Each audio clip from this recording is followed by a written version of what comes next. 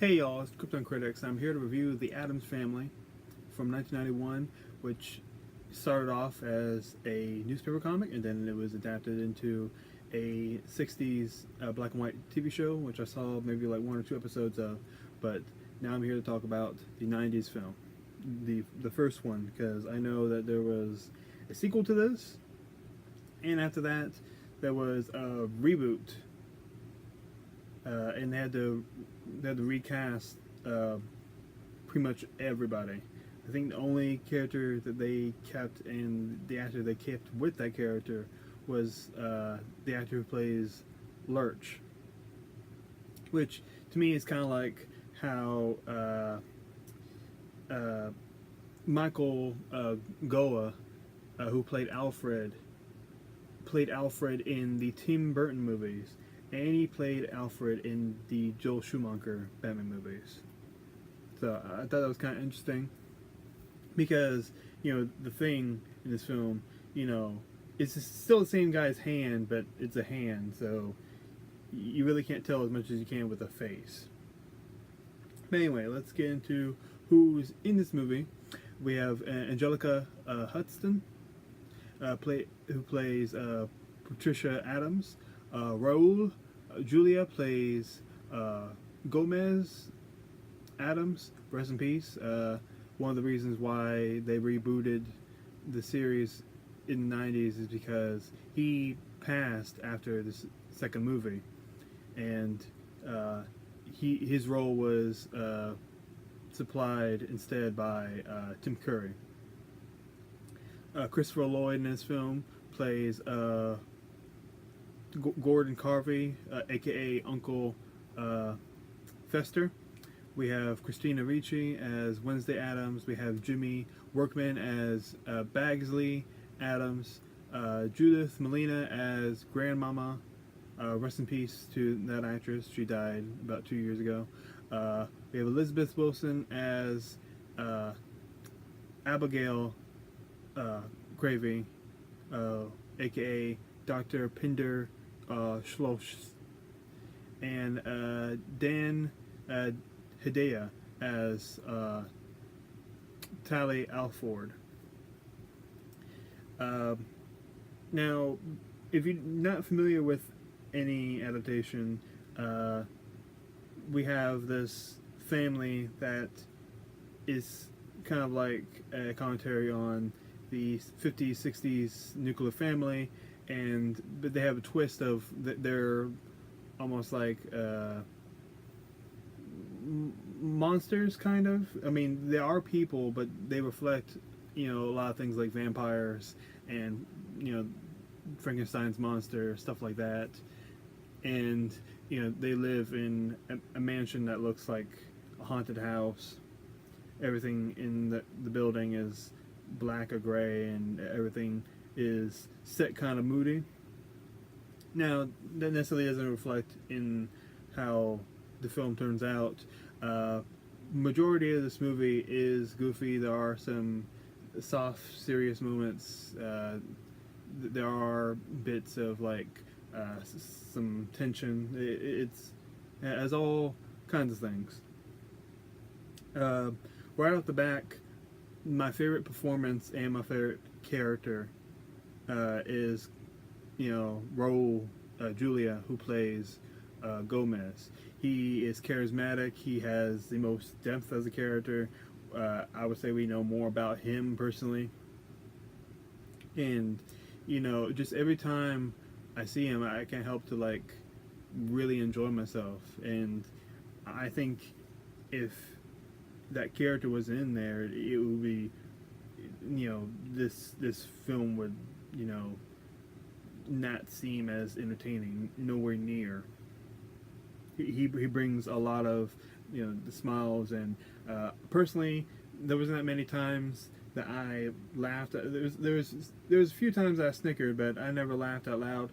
Even though I didn't laugh much, I can acknowledge that a lot of jokes were good and they were clever. They used a lot of dramatic irony and situational irony to get a joke out, and it was good. It was not reliant on toilet humor or really lowbrow, well, there was some, some slapstick, but it wasn't overly abundant.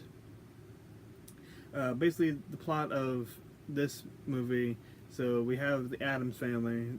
They live in their mansion by themselves. Uh, I They have son and daughter, uh, father and mother, uh, grandparent, and a cousin who is a hand. But they think they have a new member coming who is Uncle Fester. Uncle Fester has been. They haven't seen him in, like, I think they said like 25 years, which is almost exactly how long it's been since the movie came out. It's 26 years. And this new guy comes in, and he's not really Uncle Fester. He is, the son of this scam artist woman, and she's trying to use him as a means to get into the vault because they have like millions of doubloons just everywhere. I'm like, holy shit. But they have interesting contraption where you like pull on a chain and take a certain book out of a bookshelf to get to it. And it's interesting because Raul and his family, I'm sorry, Gomez and his family fall for the trick, but the Uncle Fester, aka Gordon, he starts switching and feels like he's having a family, and because his mother's a total bitch, and he attaches him to him, so he puts his mother to a goose chase of trying to find the vault, and he doesn't want to betray them. And I really like that. And eventually, the daughter of the family finds out that it was all a trick, and they'd like go find her. But when everything's said and done, they don't care. They still call him Uncle Fester, and as far as they care, he is that. So he gets a little bit of arc where he was just following blindly, and then he turns into actually caring and thinking about consequences. He struggles a bit with not trying to disappoint his mother because he's not a slave. He still is her son. I really liked Thing, who's just a hand, a hand by itself that just like walks, fingers his way around. I don't know how to say. But yeah, he gets around, and I was like really impressed by like certain motions and how the hand would twitch to like show emotion. It was actually really impressive. There were some shots where it didn't look right because you had the white outline because they're trying to fit it in with early CGI. But most of the time, it looks beautifully done. How it doesn't look like just an effect. It looks like a hand, actually going across, surface. Wednesday and Bagsley, the brother and sister, they have some cute moments. I really like when they put on the play. That was a lot of fun. When they pretend to have blood shoot out of their neck and arm, that was fun. But Wednesday seems just to be a creepy girl that doesn't say much. I'm still trying to get a lid on the brother's character, because other than the very end with how he warms up to, Uncle Fester, yeah, I didn't really care about the character or much about the performance.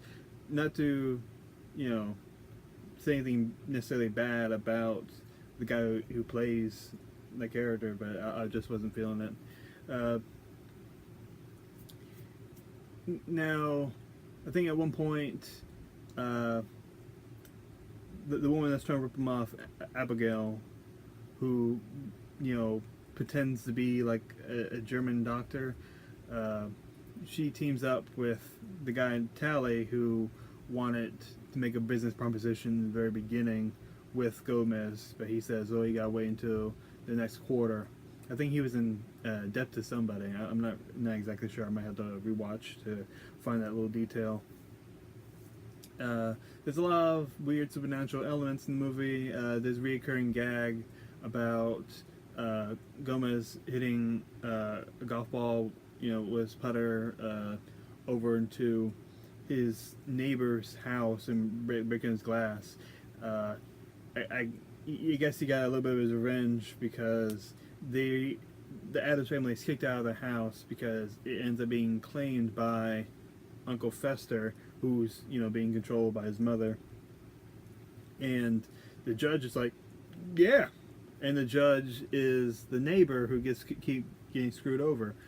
One of the things I was not expecting in the movie was there's a lot of, I wouldn't say a lot of, but there's a lot of unexplicit like suggestions at sex. Like a lot of PG films, of course, will include it, something for the adults, but some scenes I'm like, whoa, goddamn. And pretty much all of that is in between Morticia and her husband Gomez, because whenever they get a moment together, they just have to kiss and nuzzle and call each other like a pet name. And later, towards the end of the movie, when they're kicked out of the house and they try to make ends meet by living in like a shitty motel, Thing comes to see Gomez and like hand signs and does Morse code to tell him that the wife's in trouble and she's being kept in like a rope vice or whatever inside their house. So this nigga jumps in. There's like a basketball flip jump, something like karate, and just crashes through the glass. I didn't know he could do that shit, but that was, I fucking like stickered when I saw that. I'm like, god damn, he got bunnies.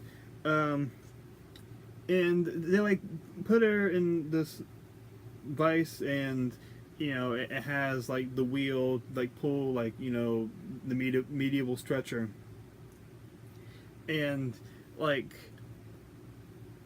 Morticia tells Tally, the one that's rotating the wheel to tighten the rope on her, that I can tell you've done this before. I'm like, whoa. And later, right before she's being saved, and my first like legitimate laugh was Abigail telling the husband and wife not to kiss each other. She's like, hey, stop that. To me, that is the best joke in this film.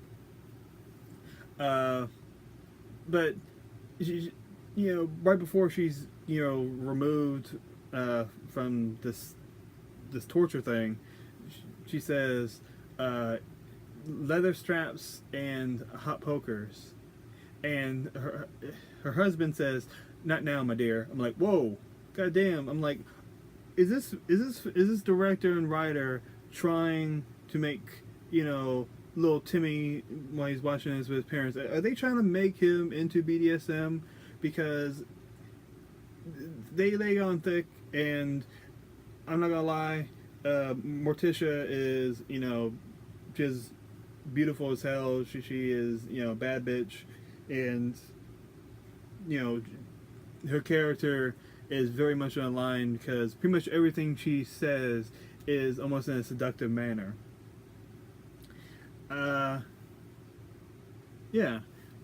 Overall, this movie's fun. There are some scenes that I don't think should be in there or don't really fit, or I'm just personally not a fan of. Like, there's a dance, because when Abigail and Uncle Fester are still trying to scam them and trying to get close to the vault. They have like a party before he's supposed to be leaving. You know, the whole time, you know, he said that I'm Uncle Fester and I want to meet up. Mother said, "You're gonna be there for a week, because we don't get too suspicious. We want to get in, have, you know, happy hugs and all. I get the money. We're out of this bitch." And they have like a celebration, and they bring a bunch of relatives that, you know, everyday people will refer to them as freaks. There's like one man that's like completely covered in hair head to toe, kind of looks like, you know, Chewbacca, but you can't see the dog face. It's like really weird, and has a really high pitched squeaking. And there's like conjoined twins that keep flirting with Uncle Fester. So yeah, plenty of weirdness to go around, but there's a dance called the Mama Mushka that Gomez and Uncle Fester perform, and I guess it's fun, but I don't feel like I need to be there. There's also like a slide that they go down in the beginning of the movie.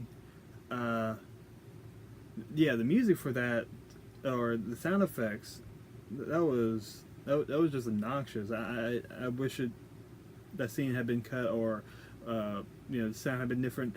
Everything else with the music, you know, it's beautiful. It's the aesthetic of the darkness, you know, with vaguely you know, Victorian mixed with, you know, wives' tales from Transylvania, kind of mixed in very Burton-esque style. Music is very reminiscent of something Danny Elfman would do.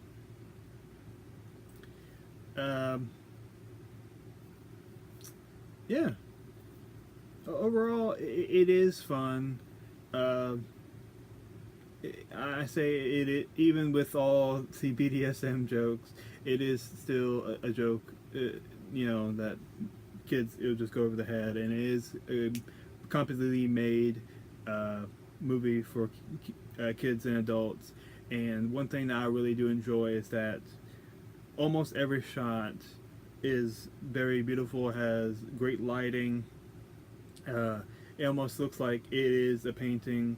Like, I remember when they walk into like the ballroom at night, you know, before anyone's there, and the way the light's hitting it, and, you know, how it kind of comes out like a door. It was just, that's probably one of the best shots. Everything is, you know, very quick, and edits are really fast, you know, just like, oh, next scene, let's have some kind of gag, let's have a small character moment. And that's something I do appreciate. Even though I wasn't rolling, even though this is a comedy, I can appreciate the cleverness and the real thought they put into this. So with that in mind, I do not feel remiss or wrong for giving this a B. It's part of the Curtain Critics. You know I love you.